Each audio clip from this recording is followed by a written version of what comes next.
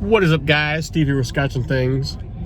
Just out running some errands before I head out to my father-in-law's and help him do some shingling on his roof. We had some bad windstorms and he knocked some off, so gonna go out there and help with that. Help him hang some Christmas lights. Good times, good times. Wanted to talk to you guys about some stuff in the knife world, the knife industry. Some big news came out the other day. Lynn Thompson, owner of Cold Steel Knives, has sold his company to GSM. It's an outdoor company. And people were kind of shocked that it seemed kind of abrupt and out of nowhere. And two, that they're worried about Cold Steel kind of going the way of I don't want to say Walmart knife, or going away from their heritage.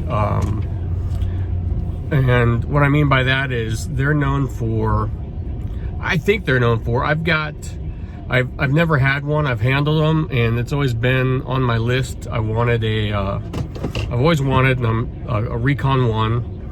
And the AD one looks pretty cool to me too. Those are two of their knives that have really stuck out. But if you look at their knife line, they make some bizarre stuff, and that's always been their kind of thing. They boast about, you know, super overbuilt knives with the toughest locking system on the market. The Triad lock is known to be, I mean, the best, if not the best, you know, locking systems on a folding knife. So it really shocked people that he sold this company, and people I think are worried about it going the way of a budget knife or quality slipping. So one, if you want a Cold Steel knife, I think the time to buy it's now. Time will tell, but that kind of always goes along with what happens. You know, a company comes in, buys A, B, or C company, and they start looking for ways to make more money.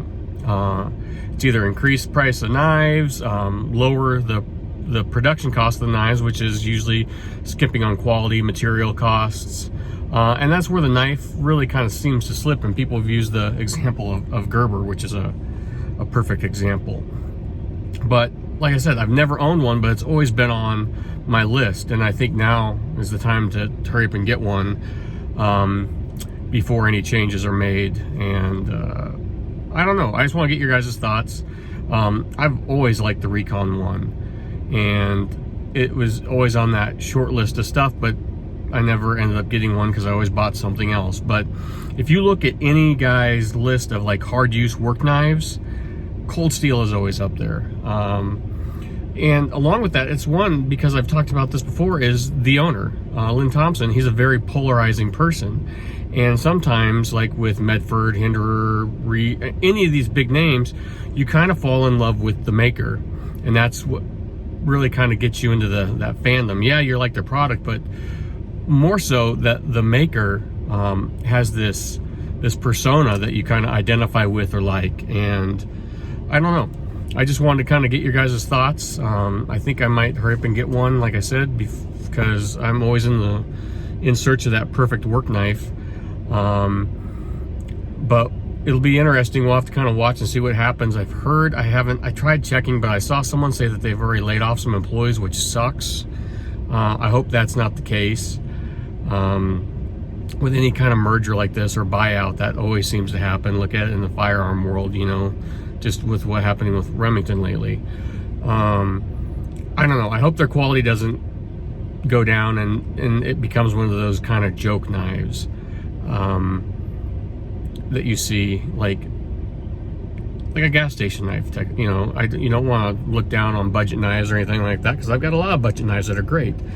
But Cold Steel was always in that kind of sweet range. You know, if you look at their pricing, their stuff is expensive, but not too expensive, but it's also cheap enough for anybody to buy, and they've got so many different varieties. There is something for everybody. So, I don't know. Cold Steel being sold, which was a real shock. Just one, because the owner, you think they would have kept it in the family.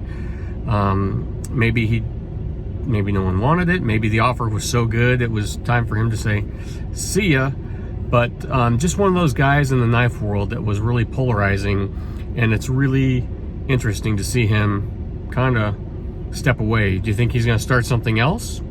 Or do you think he's just going to slide into retirement? Who knows? Time will tell. Time will tell if the quality goes down, but like with anything like this, guys, I think if you were on the fence about getting a cold steel knife or wanted one, I think the time to get them is now, because why take the chances under new ownership who might try and cut corners? So there's my little tidbit for the day, and like, share, subscribe. What's your favorite cold steel knife? Definitely mine is the Recon one. I've been searching for one of those in like a Tonto partially serrated blade for a while, and they always seem to be out. So when I get home tonight, I'm gonna check Blade HQ and DLT and some other places, see what they have. So all right, guys, like, share, subscribe. Let me know your thoughts down below on cold steel. Does it even matter to you? But kind of sucks seeing, you know, an American owned company by a family, you know, going away. So those are my thoughts. Let me know what you guys think. Comment down below, like, share, and subscribe, and I'll talk to you later.